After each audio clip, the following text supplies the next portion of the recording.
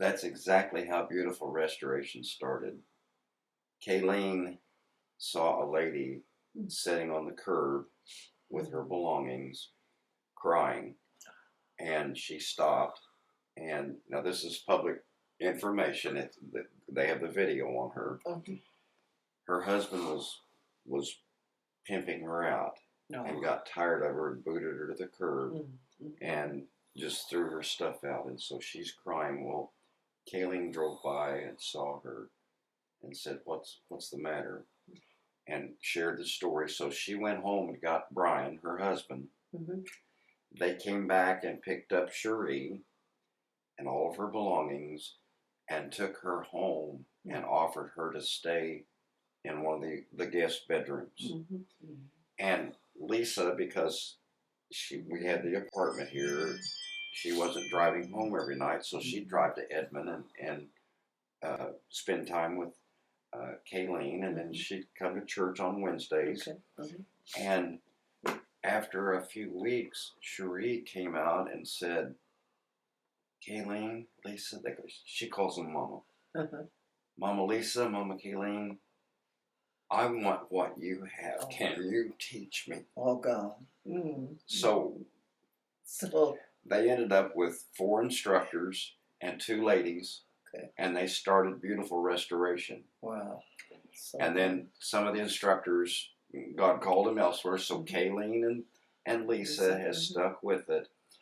The day they moved to the mansion, they had 125 women meeting in Kayleen's house. Oh, my God. In the living room, in the kitchen, in the dining room, in the 2 bedrooms. Oh, my God. And so they were able to move to the gatekeeper's house. Yes. And had 150 chairs set up, and they were standing 4 deep behind the chairs on the first ministry that they had there. Oh, God. And now they have somewhere around 450 women on the rolls. Mama didn't stop there. They've had people from Texas, Arkansas, Florida, Pennsylvania, California, that have come just by word of mouth, have come and said, "Please teach us." So now they are teaching these women to take this ministry back. My God. And there's a woman now that's going to be coming because she's taking it back to my home country, which is Cuba. Is that right? Oh, my God. Your mere kindness to one person created a fan like just God. And our pastor, before I met the pastor, he's just like, "Man, I wish I'd have met you 30 days ago. I would have taken you to Kenya with me." Well, his wife went and actually taught Lisa's class to the women in Deseret, Nigeria. And so it's now become worldwide, and we've got people from Singapore, from New Zealand, and Canada that want to come.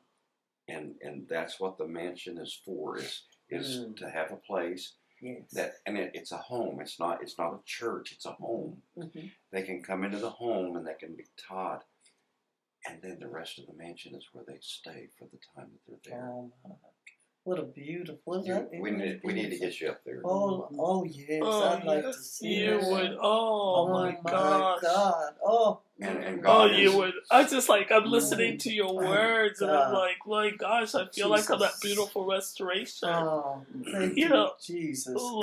Let's take this back, because I think that this is going to be full soon. I just got to get this one under. Now that we're, Lord Jesus, just that we're right here in your glory right now. Lord, He's here with us. Thank you.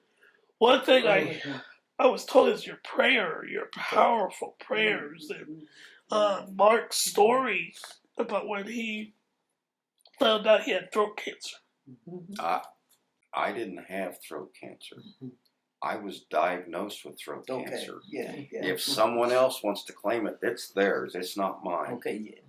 Never been yours. Never No, will be. No, Yeah.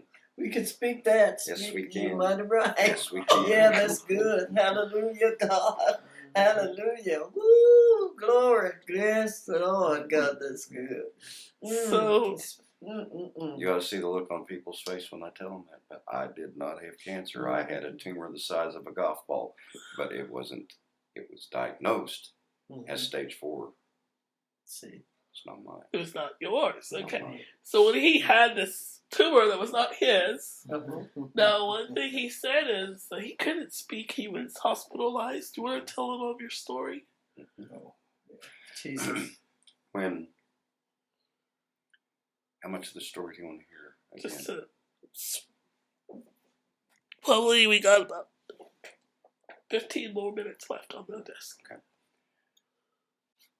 I was diagnosed with stage 4 throat cancer, and we went through all of the process. They wanted us to go down to MD Anderson to have a second opinion, and in my healing, I had 7 miracles that happened in my life.